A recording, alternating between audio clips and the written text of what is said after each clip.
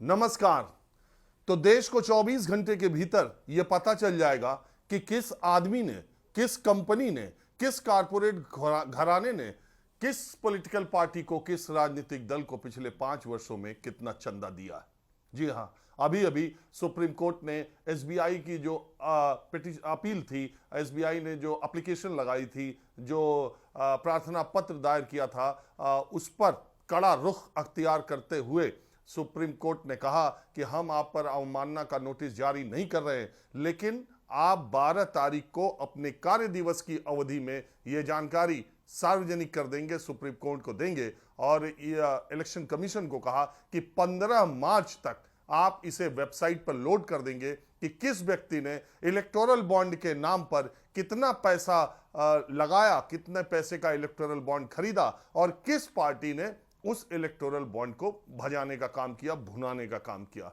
आपको मालूम है कि इलेक्टोरल बॉन्ड को 15 फरवरी को सुप्रीम कोर्ट ने असंवैधानिक करार दिया था और सुप्रीम कोर्ट ने एसबीआई, जो देश का सबसे बड़ा राष्ट्रीयकृत बैंक है, उससे यह कहा था कि आप 6 मार्च तक इस जानकारी को सार्वजनिक कर दें। और इलेक्शन कमीशन को यह कहा था कि आप इसे अपने वेबसाइट पर भी डालेंगे। लेकिन 4 मार्च को एसबीआई सुप्रीम कोर्ट पहुंची और उसने कहा कि नहीं नहीं नहीं, इसको बहुत पेचीदा जानकारी है। दरअसल जब इलेक्टोरल बॉन्ड जारी करने का फैसला हुआ, जब इलेक्टोरल बॉन्ड पर फैसला हुआ, तो हमें यह कहा गया था कि पहचान बिल्कुल छुपानी होगी। जो व्यक्ति इलेक्टोरल बॉन्ड खरीदेगा उसकी पहचान सार्वजनिक नहीं करनी है, इसलिए हमने इसको सेंट्रल डेटा सिस्टम में रखा नहीं है, इसकी कोई ऑनलाइन जानकारी नहीं है। हमने 29 जो हमारी ब्रांचेस देश के अलग अलग इलाकों में है अधिकृत किया था। 29 ब्रांचों से आप कोई भी व्यक्ति इलेक्टोरल बॉन्ड 1000 से लेके 1 करोड़ तक का खरीद सकता है। लेकिन उसमें हमने क्या किया कि इलेक्टोरल जो जिस आदमी, देखिए पूरा मामला पहले आप समझ लिए। पहली बात तो ये कि आज के जो सुनवाई थी, हरीश साल्वे विदेश से, आप जानते हैं हरीश साल्वे कितने नामी वकील हैं, विदेश से आज वो सुप्रीम कोर्ट की इस जो सुनवाई थी उसमें वो हाजिर हुए एसबीआई की तरफ से, और उन्होंने जो जो दलीलें दी और आज जो कुछ भी कोर्ट में हुआ वो भी मैं आपको बताऊंगा। लेकिन सबसे पहले आप ये जानिए कि इलेक्टोरल बॉन्ड मैंने अपने पीछे के वीडियो में बताया है, लेकिन तब इसके बाद आपको जानकारी ज्यादा सामने आएगी कि किस तरीके से क्या क्या सुप्रीम कोर्ट में हुआ, सुप्रीम कोर्ट ने क्यों कहा कि 12 मार्च को, यानी पिछले चुनाव से 2019, 12 अप्रैल 2019 से 15 फरवरी 2024 तक इलेक्टोरल बॉन्ड के जरिए किसी भी व्यक्ति, कंपनी ने किसी भी पार्टी को जो चंदा दिया है उसकी जानकारी जो अब तक गुप्त रखी जाती थी उसे सार्वजनिक करने का सुप्रीम कोर्ट ने आदेश दे दिया है। बात यह है कि नोटबंदी के बाद और उसके बाद मोदी सरकार ने एक फैसला किया, उस समय वित्त मंत्री अरुण जेटली थे, पैसा किया कि काला धन राजनीतिक दलों को बहुत चंदे के रूप में मिलता है, नकदी पर लगाम लगनी चाहिए और सही तरीके से, ट्रांसपेरेंट तरीके से राजनीतिक दलों को चंदा देना चाहिए और लोगों को चंदा राजनीतिक दलों को जो दें वो बैंकिंग सिस्टम के थ्रू होना चाहिए। इसके लिए एक जबरदस्त स्कीम निकाली गई जिसका नाम रखा गया इलेक्टोरल बॉन्ड। उसमें एसबीआई को अधिकृत किया गया कि वो बॉन्ड जारी करेगा। सरल और सहज शब्दों में मैं आपको बता दूं, मान लीजिए कि यहीं नोएडा या दिल्ली में 29 अधिकृत जो ब्रांचेस हैं उसमें मैं गया और मैंने 1 लाख रुपए, तो उसमें पहली अनिवार्यता थी कि उस व्यक्ति का खाता एसबीआई में केवाईसी अपडेटेड होना चाहिए। तो पहले मैं गया, मेरा मान लीजिए एसबीआई में खाता है, वो केवाईसी अपडेटेड होना चाहिए। इसके बाद मैं इलेक्टोरल बॉन्ड का एप्लीकेशन लूंगा, उसको फॉर्म फिलअप करूंगा और इसके बाद में 10,000 रुपए या 1 लाख, मान लीजिए मैंने 1 लाख रुपए दिए और इलेक्टोरल बॉन्ड खरीद लिया। इलेक्टोरल बॉन्ड पर एक नंबर पड़ा होगा, मान लीजिए वो नंबर 7 हो, 12 हो, कोई हो, मेरे में 7 मान लीजिए, जैसे मैं आपको बताना चाहता हूं। उस 7 नंबर का इलेक्टोरल बॉन्ड मैं लिया और मैं चला दिल्ली की तरफ। पहले मुझे अकबर रोड पर कांग्रेस ऑफिस दिखा, आम आदमी पार्टी का ऑफिस इधर आईटीओ की तरफ दिखा, बीजेपी का ऑफिस दिखा, सीपीएम का ऑफिस गोल मार्केट दिया। मेरी मर्जी कि मैं किसी भी ऑफिस में जाकर के वो इलेक्टोरल बॉन्ड उस नंबर का ऑफिस में जमा कर दूं और उस ऑफिस ने, उस पार्टी की तरफ से वो संबंधित बैंक के वहां जाकर के उसको रिडीम करा ले और वो पैसा उसकी पार्टी के खाते में चला जाए। तो ये सिस्टम ऐसा बनाया गया था कि आप 1,000 रुपए से लेके 1 करोड़ तक का। अब इसमें यह था कि जो इलेक्टोरल बॉन्ड खरीदेगा उसकी पहचान गुप्त की जाए। मतलब मैंने जाके पॉलिटिकल पार्टी को दे दिया तो उन्हें यह नहीं पता है कि ये राजीव रंजन ने खरीदा, या मान लीजिए मैं अपने कैमरामैन के जरिए भिजवा दूं कि ये ले जाके पार्टी को दे दो, तो पाने वाले को ये पता नहीं चलेगा कि राजीव रंजन ने वो दिया है कि नहीं दिया है। ये बात अलग है कि हमने फ़ोन करके बता दिया कि ये जो हमारा कैमरामैन जा रहा है ये जो 15 नंबर का इलेक्टोरल बॉन्ड है वो मेरा है और मैंने उसको दिया। आप दुनिया में आज तक कोई किसी को पैसा दे और बताए ना और उसका एहसास न कराए, मुझे नहीं लगता कि ऐसा होता है, क्योंकि आपको पता ही है कि राजनीतिक दलों को चंदा कौन लोग देते हैं और किस वजह से देते हैं। मेरा ये वीडियो देख रहे लोग खुद ही बता दें कि उन्होंने अपनी ज़िंदगी में राजनीतिक दलों को चंदा दिया है तो क्यों दिया है और कैसे दिया, ये सब आप जानते हैं। तो हुआ यह कि एक तरफ तो ये तर्क दिया गया कि काले धन को रोकने के लिए ये व्यवस्था की गई है, दूसरी तरफ ये उसमें एक प्रावधान ये था कि ये 10 दिन के लिए इलेक्टोरल बॉन्ड 10 दिन की स्कीम आएगी, 10 दिन के भीतर आपको खरीद के देना होगा और रिडीम करा लिया जाएगा। एक पूर्व चुनाव आयुक्त अशोक लवासा लिखते हैं कि अगर राजनीतिक दल उस इलेक्टोरल बॉन्ड को भुनाने में 10 दिन के भीतर उन्होंने नहीं 15 दिन के भीतर भुनाया तो वो पैसा प्राइम मिनिस्टर्स रिलीफ फंड में चला जाएगा। दूसरी बात, ये जो आप इलेक्टोरल बॉन्ड खरीदते हैं इसको कर मुक्त भी किया गया, गोपनीयता भी, आपको टैक्स फ्री भी, लेकिन आपकी पहचान नहीं दी जाएगी। तो हुआ ये कि इसका विरोध करने वाले लोगों ने कहा कि ये ब्लैक मनी लेने का, ये कॉरपोरेट घराने से चुपचाप पैसा लेने का बड़ा कारगर तरीका निकाला है। इसमें कोई दो राय नहीं कि जो पैसा दे रहा है पॉलिटिकल पार्टीज को तो अपना हिसाब देना पड़ता है। उन्होंने तो ये बता दिया कि हमारे पास इतना इतना पैसा आ गया, लेकिन किसने दिया ये नहीं बताया। तो ये इसको लेकर के सुप्रीम कोर्ट में याचिका डाली गई थी। सुप्रीम कोर्ट ने 15 फरवरी के फैसले में इसको असंवैधानिक बताया और ये भी बताया कि ये जो जितने नियम, जितने अमेंडमेंट किए गए पीपल्स रिप्रेजेंटेशन एक्ट में या कंपनी एक्ट में, वो सब गलत है। इनकम टैक्स एक्ट में ये सारे फैसले गलत किए गए थे। उस वक्त मोदी सरकार का इलेक्टोरल बॉन्ड जारी करने का फैसला बिल्कुल गलत था, असंवैधानिक था। और सुप्रीम कोर्ट ने 15 फरवरी के अपने फैसले में यह कहा कि एसबीआई को डोनर का, जिस परचेजर का, जिसने खरीदा है, उसका पूरा डिटेल देना होगा, उसे डेट बतानी होगी, उसे अमाउंट बताना होगा, उसका पता आपको जाहिर करना होगा और किस पॉलिटिकल पार्टी ने वो बॉन्ड लिया इसका पता आपको बताना होगा। 4 मार्च को, 6 मार्च की डेट उसने रखी थी,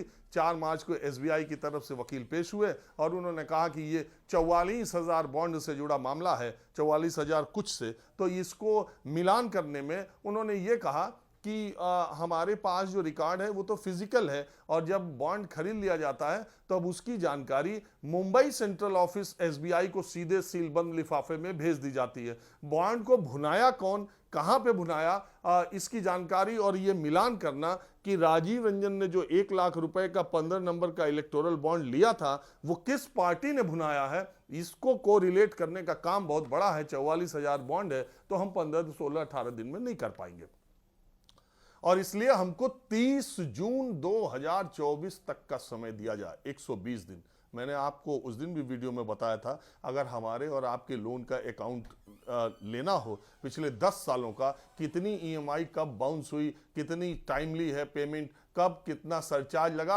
आपको 5, 7, 10 मिनट में जानकारी मिल जाएगी। और सुप्रीम कोर्ट जिसके मुख्य ऑफिस में, मुंबई हेड ऑफिस में सारी जानकारियां सीलबंद लिफाफे में वो मैच कराने में उसे 120 दिन लगेंगे। सबको ये जान के हैरत हुई कि आखिर एसबीआई छुपाना क्या चाहती है और एसबीआई इसको क्यों नहीं बताना चाहती, और बताना भी चाहती है तो देश के लोकसभा चुनाव के होने के बाद बताना चाहती है। ऐसी क्या बात है, जबकि मैं आपको बता दूं सारे राजनीतिक दलों को वार्षिकी यानी ईयरली तौर पर ये चुनाव आयोग को बताना पड़ता है कि उनके अकाउंट में कितना पैसा है, उनको चंदे के रूप में कहां से कितनी प्राप्ति हुई है। लेकिन इलेक्टोरल बॉन्ड आने के बाद ये बताना तो जरूरी था नहीं। और आपको ये भी बता दूं कि भारतीय जनता पार्टी समेत तमाम पार्टियों के जो आय के स्रोत हैं, कई रीजनल पॉलिटिकल पार्टीज तो ऐसी हैं जिन्होंने ये बताया है अपने आमदनी में, अपने चंदे में, कि उनका 90% के करीब करीब इलेक्टोरल बॉन्ड से आया है। भारतीय जनता पार्टी का ही करीब करीब आधे से ज्यादा इलेक्टोरल बॉन्ड से उनको पैसा आया है, ये उन्होंने बताया है। अभी जो हालिया बजट सत्र संसद का हुआ है, वित्त राज्य मंत्री ने संसद के पटल पे बताया है कि 16,500 करोड़, करीब 16,500 करोड़ का इलेक्टोरल बॉन्ड पिछले 5 वर्षों में खरीदा गया। अगर मैं घुमा के कहूं तो आप समझिए 16-1700 दिनों में 16,000 करोड़। आप इससे मतलब ये समझिए कि एक दिन में 10 करोड़ रुपए, 1600 दिन होते हैं और 16,000 करोड़, यानी एक दिन में 10 करोड़ रुपए इस देश में लोगों ने राजनीतिक दलों को चंदा दिया है।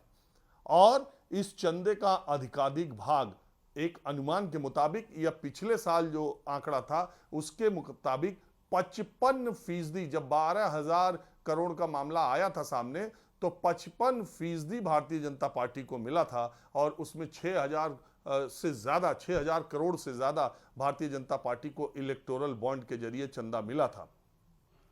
तो इसलिए अब एसबीआई को अब तो बताना पड़ेगा। आज हरीश साल्वे जब एसबीआई की तरफ से पेश हुए थे, मैंने वो पूरी दलील और पूरे सुप्रीम कोर्ट की कार्रवाई देखी। सुप्रीम कोर्ट के जजेस बार बार ये कह रहे थे कि आप 17 दिनों तक, 15 फरवरी का हमारा फैसला है, आप 11 मार्च को आके बहस कर रहे हैं कि अभी आपको 3 हफ्ते। उन्होंने ये भी कहा कि कुछ जानकारी हम 3 हफ्ते के अंदर दे सकते हैं मिलॉर्ड। तो कोर्ट ने उनसे ये कहा कि आप जो है 15 फरवरी के फैसले से लेके 11 मार्च को कोर्ट में ये कहने आए हैं कि आपको 3 हफ्ते बाद ये जानकारी दे देंगे, और आप ये नहीं बता रहे हो कि पिछले 25 दिनों में आपने क्या किया। आपने 10,000 इलेक्टोरल बोर्ड को डिकोड किया, 5,000 को किया, 15,000 को किया, ये इनिशिएट किया कि नहीं किया, कार्रवाई शुरू की कि नहीं की। हरीश साल्वे के पास कोई जवाब नहीं था। वो कह रहे थे कि हम इस पर काम कर रहे हैं मिलॉर्ड, हम इस पर काम कर रहे हैं मिलॉर्ड। उनका ये कहना था कि जिन लोगों ने खरीदा उनका रिकॉर्ड अलग, जिन्होंने भुनाया उनका रिकॉर्ड अलग। अगर हम ये डिटेल दे दें कि फला आदमी से फला आदमी, और वो आदमी कहे कि नहीं मेरा इलेक्टोरल बॉन्ड नंबर ये था, मैंने उनको पैसा नहीं दिया।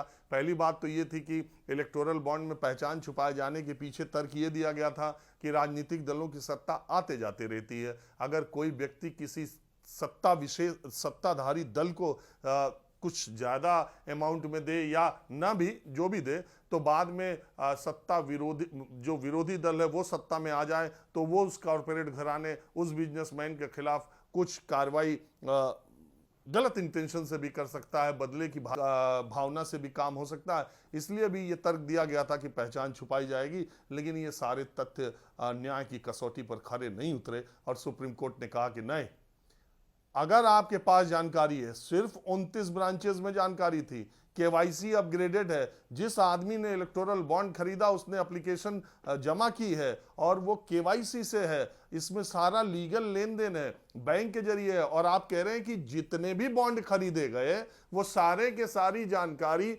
मुंबई के जब हेड ऑफिस में चली गई तब तो सारी जानकारी है ही, इलेक्शन कमीशन के पास जानकारी है ही कि किस पॉलिटिकल पार्टीज को कितना चंदा मिला, भारत सरकार को जानकारी है ही कि वो खुद ही बता रही है कि एसबीआई के मुताबिक 16,500 करोड़ मिले। तो आपको यह बताने में क्या जाता है कि किसने कितना दिया और किसको दिया? यही तो केवल हम मांग रहे, तो आपको इसको बताना पड़ेगा। और कड़ी फटकार के बाद एसबीआई को सुप्रीम कोर्ट ने कहा एक डिटेल ऑर्डर में, उसका जो ऑपरेटिव पार्ट है वो यही है कि 12 मार्च को कार्य दिवस, वर्किंग आवर्स के बीच में, यानी 10 बजे से लेकर 5 बजे के बीच में एसबीआई को ये सारी जानकारी देनी होगी, और 15 मार्च को इलेक्शन कमीशन को अपनी वेबसाइट में इसे छाप देना पड़ेगा। तो देश को अब ये पता चलेगा कि किस बिजनेसमैन ने, किस कॉरपोरेट घराने ने, किस पार्टी को कितना उपकृत किया है। आपको मैं ये भी बता दूं कि जब पहला साल आया था, यह इलेक्टोरल बॉन्ड जब से आया तब से मैं इसकी स्टडी लगातार करते रहता हूं, मेरा इंटरेस्ट इसमें है। तो पहले साल जब आया था, इलेक्टोरल बॉन्ड जारी होने के पहले साल में भारतीय जनता पार्टी की कमाई 1027 करोड़ के आसपास से 2100 करोड़ के आसपास हो गई थी। यानी उसे 1000 करोड़ एक साल में इलेक्टोरल बॉन्ड के जरिए मिला था। और आपको यह भी अचरज होगा कि कांग्रेस पार्टी का भी ग्राफ कम नहीं, 190 करोड़ 96 करोड़ से 990 करोड़ के आसपास कांग्रेस पार्टी भी पहुंच गई थी। उसे भी इलेक्टोरल बॉन्ड से फायदा हुआ था।